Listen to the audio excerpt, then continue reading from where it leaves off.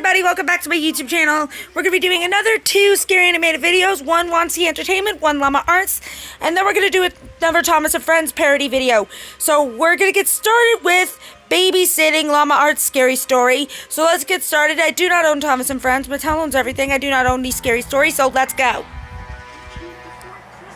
It was during a blizzard in Valley Stream. I was getting paid $250 to watch some couple's kid while they went away for the weekend. His name was Matthew.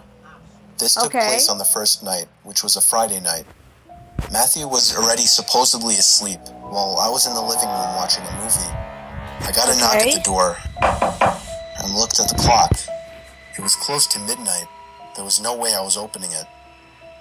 Not even 10 seconds later. Oh, sorry guys, I don't know what just happened. I heard the sound of 2 or 3 men angrily banging on the door, telling me to open up. I felt like my heart was about to stop. You think? I took a peek through the blinds, and there was somebody standing right on the other side of the window. I fell back in fear, and after managing to get back on my feet, I ran to the kitchen phone first thing to call the police. They said because of the weather, it could take a while for an officer to get here. I was told to take the child and hide somewhere until an officer arrived. They wanted to keep me on the line, but I wasn't thinking clearly in the heat of the moment and hung up. However, it wasn't until I ran through the living room that I realized the banging had stopped. I took a second peek through the living room window. Nobody was there now. Uh-oh. I heard the sound of glass shattering from a few rooms over. My knees started to feel weak as I realized they had just broken the window and were about to climb into the house. Okay, my question is, why are you still standing there? Why are you not doing what the lady said? Hiding with the child! I had to run and get Matthew. I couldn't just leave without him. Of course, when I got upstairs, there was no time left to run back downstairs, as I already heard footsteps and laughter coming from downstairs. Oh no. I covered Matthew's mouth with my hand as I ran with him into his toy closet. A few minutes dragged on to what felt like half an hour as we sat there in the dark closet. Matthew began to squeal as footsteps on the carpet reached the outside of his bedroom door. There was more than one person. Oh no. They came inside. There weren't many places to hide in this room. I was actually reflecting on my whole life, so sure I was gonna die. Oh no. We heard the sound of a police siren outside, even from in the closet. And then I heard one of the men in the room mutter, "Oh shit." I opened the door back up as I heard at least 3 pairs of footsteps hurriedly rushing down the stairs. They didn't get far, as the police later found their footprints in the backyard, leading to our shed. Well, that's good. There were 5 men in total, and they were all arrested. Wow. Who knows what they wanted? I mean, oh my goodness, that's just messed up. Like, wow. Okay, so this next one is, I met a guy who ate humans. Ah! Why? Why? Here we go. This happened when I was in college. I was 20 at the time, studying for an upcoming exam in biology. Okay. That is, until my roommate busted in my room. Ooh. She wasn't yelling, but I could see she was drunk by her excitement. I rolled my eyes and sighed. I completely lost focus now. But it was okay. I'd kind of gotten used to her behavior. She was a party girl while I was, well, a nerd. I tried to get back on my reading tracks again, but she patted me on the back and drunkenly giggled before speaking. "Come on, Jasmine. Every time I see you, you're always reading a book." I sighed before speaking. "And every time I see you, you smell of alcohol and vomit." She frowned at me. "How about this? I'll be quiet all week if you come to this party tomorrow at 8. I wanted to say no, but then I thought about it. I mean, I do always work really hard. Besides, she won't barge in like this for the whole week? Sounds too good, I thought to myself, so I nodded and continued to read. We got ready. I hadn't dressed up in ages, so I was kind of excited. The party was loud, filled with drunk people making out, bumping and dancing. The party was hosted in a basement-like setting, only it was much bigger and had a lot of space. I'm not going to lie, I did have a few drinks. I wasn't drunk, but I was definitely tipsy. So, as my view became tilted, this guy comes out of nowhere and has small talk with me. He was fairly attractive. He didn't seem drunk. We met and exchanged names. From what I remember, he had red-dyed hair and blue eyes. He was white and about 6 feet. His name was Luke. We laughed and talked about topics like studying and books, that kind of thing. Okay. The talking went on for about a half an hour. He then said, "Hey, I'm going to get another drink. Want anything?" And I said, "Why not? I mean, I'm having fun." So later on, he came back with drinks. And the next thing I remember, we were making out in the corner of the party room. It was so quick, and then he asked me, "Want to go back to my place?" Which I politely declined. I already know what he wants. Besides, I needed to be on campus in the morning. "Come on, I promise it will be fun." I remember that he kept on trying to get me to go, but he gave up after I made it clear I wasn't interested in going to his place. He rolled his eyes angrily and gave me a paper with a number on it. "Fine. If you change your mind, give me a call."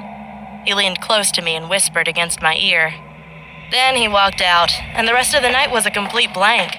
The next day, I woke up inside my college bedroom, on my bed, next to my roommate snoring on her bed as well. As I got up to shower, a paper fell out of my pocket. It was the number, which made me remember that guy. But I had more important things now. I showered then and went to study. I remember reading my book when all of a sudden I felt dizzy. Then I woke up in the bed with police officers and nurses talking next to me. Turns out I had this dangerous allergic reaction that could only be caused from saliva or any bodily fluids that had come from decaying or rotting flesh. Which to my surprise was weird. I hadn't been kissing anyone, let alone ate anything raw. Then I remembered the guy. I told the police about the guy at the party and gave them the number he gave me. A few weeks passed and my allergies went down so I could live my life normally. Okay. I just finished my test when my phone rang. I answered it, and it was the police. Uh-oh. Turns out the guy from the party had 2 dead, decaying women's bodies inside his apartment that he ate. They must have been there for months. My heart dropped. The thought that I made out with someone who ate human flesh, or even worse, was what if I had agreed to come to his place? I may have been one of those bodies. Okay. Ew. Blech. Okay, now this one's called Thomas and Friends Said Packing. I don't know. Let's see if it's good. It probably will be. Don't act all oblivious, you monstrous vandal. Excuse me? Alright, what did I do now? What did you do? You've been a very bad engine, that's what. Henry was shocked and confused. Sir, I have no idea what you're talking about. Liar! I've heard everything. I know you bashed the express coaches.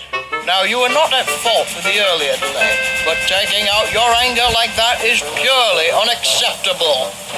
Sir, there must be some mistake. I did no such thing. Silence! You will stay in your shed for at least a few weeks. No, sir. I did no such thing. How dare you talk back to me like that? How dare you accuse me like a criminal without evidence? Everyone was silent.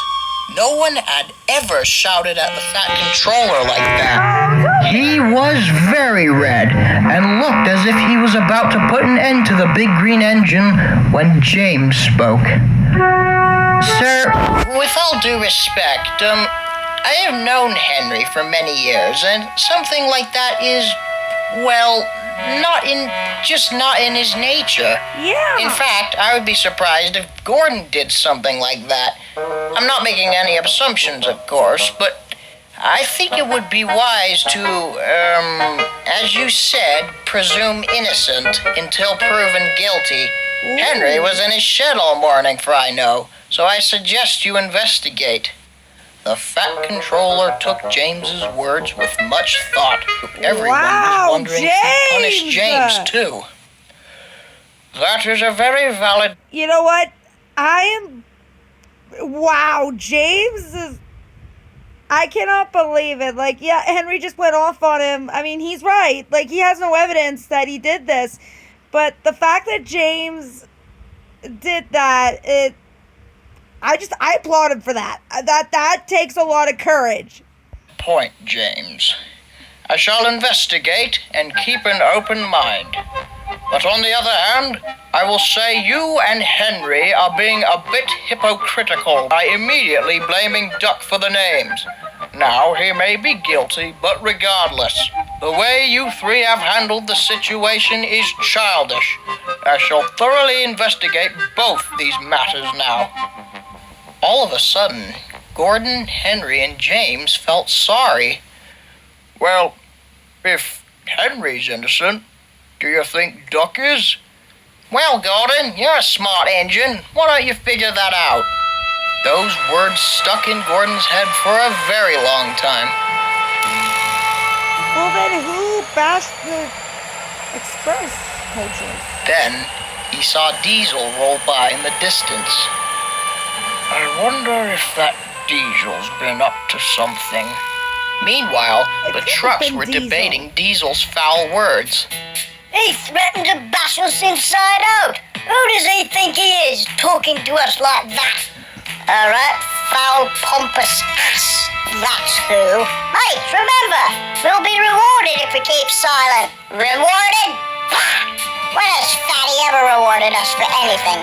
Old Oiler's just saying that to get out of trouble. You're absolutely right about that. And I reckon all those stories about Duck were false. It don't matter. So Duck bumped us. We paid him back. Remember? Yes, but now Diesel's gonna do something worse. He's right. We'll get toasted by Diesel if we tell the truth. Remember? Oh, for God's sake, don't be so ruddy stupid. If he did that, he'd be sent packing. Which would happen anyway if the Fat Controller finds out about his tall tales. I say we teach him a lesson for threatening us like little children. Hang on a sec, guys. What, Mom? What? Huh? Got it! Got it! Sorry, guys, that was my mom. Let's continue, He's shall we? coming now! Diesel rolled into the yard, being very cocky. Revolutionary! I will show Sir Topham Hatt just that. This railway is antiquated with all those steaming teapots. When the Fat Controller finds out how good I am, he will send every one of his steam engines away. The age of the diesel has come. Ow!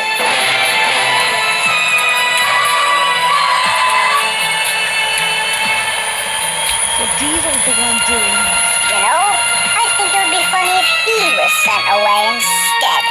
Let's do it and see if he actually has the courage to take us on. The trucks all laughed in agreement. Just then, they saw the Fat Controller and the yard manager approaching. Now was their chance. Let me ask you, sir, who told you what Henry had done? Why, it was Diesel, sir. The trucks also said it, too. That's because he threatened to bash our innards out if we told the truth. It was Diesel that did it out of pure clumsiness.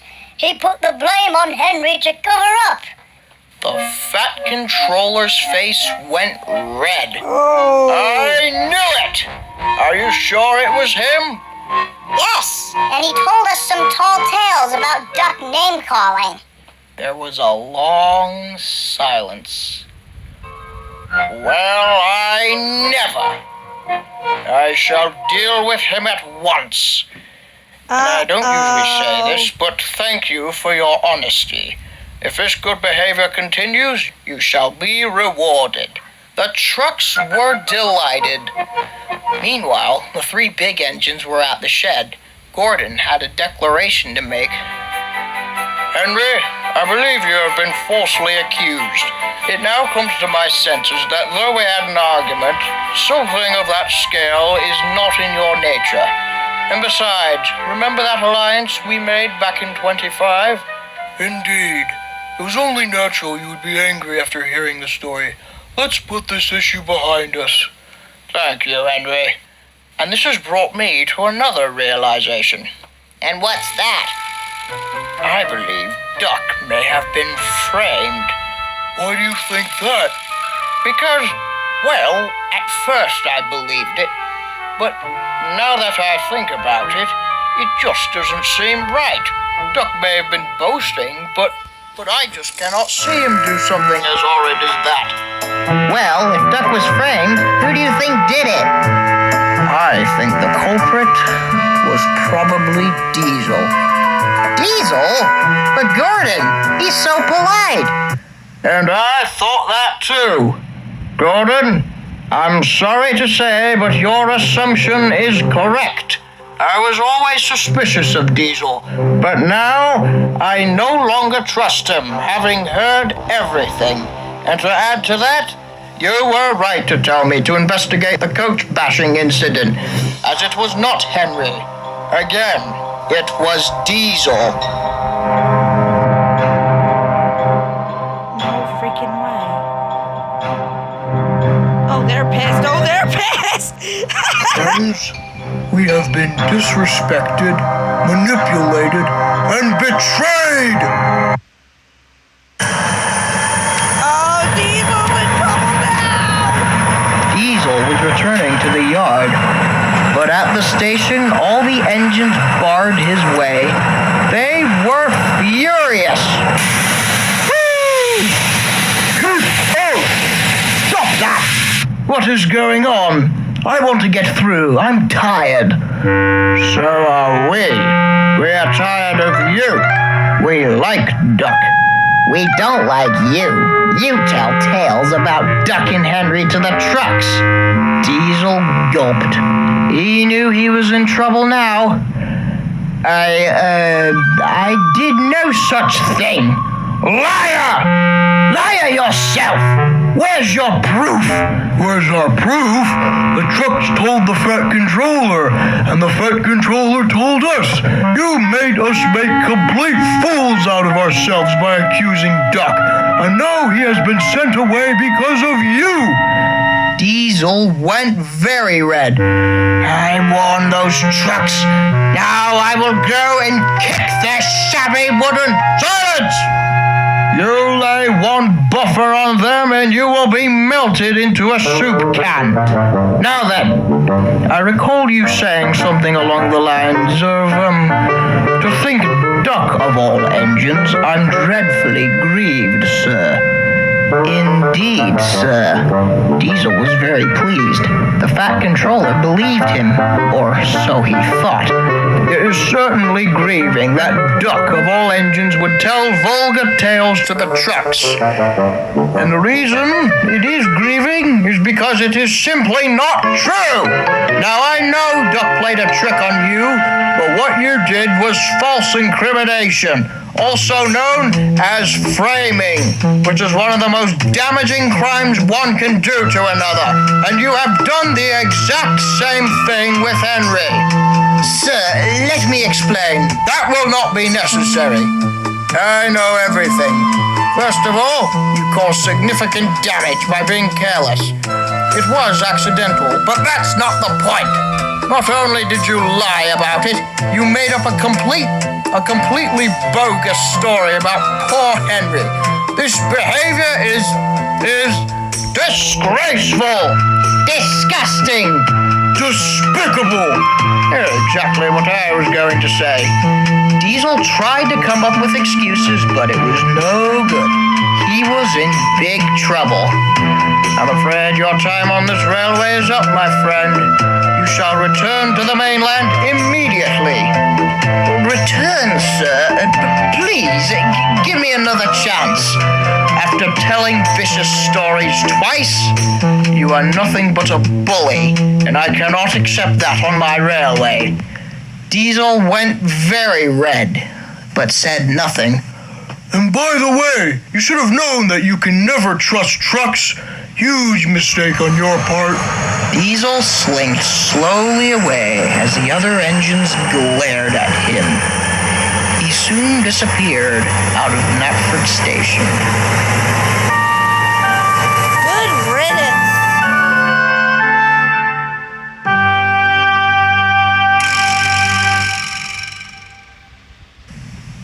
Suddenly, there was an emergency, and the Fat Controller had to dash off.